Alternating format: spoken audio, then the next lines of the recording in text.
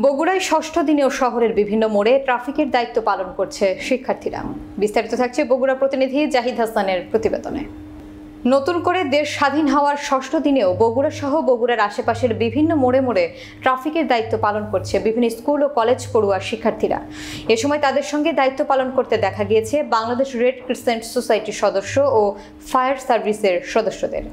বগুড়া প্রবেশদ্বার পথ, বনানী চক্র, তিন মাথা রেলগেট এবং মাটিডালি বিমান মোড়ের প্রধান ফটকে দেখা গিয়েছে শিক্ষার্থীদের। তারা বিভিন্ন গাড়ির সিটবেল্ট ও মোটরসাইকেল হেলমেট এবং লাইসেন্স বিষয়ে জনসাধারণদের সচেতন করে। প্রতিবন্ধী মানুষদের তারা নিজ দায়িত্বে রাস্তা পারাপার করতে সহযোগিতা করছে। এছাড়াও যখন তখন রাস্তা পারাপার না হয়ে একটি নির্দিষ্ট সময় রাস্তা পারাপারের মাধ্যমে জনসাধারণের রাস্তা পারাপারের দুর্ভোগ দূর করতে পেরেছে। বগুড়া শহরের প্রাণকেন্দ্র সাতমাথার মজিব মহন্ত্রী মুক্ত মঞ্চ হিসেবে ব্যবহার করা হচ্ছে। এছাড়াও সাতমাথার পুলিশ ট্রাফিক বক্সটি ব্যবহার করছে শিক্ষার্থীদের বিশ্রামাগার হিসেবে।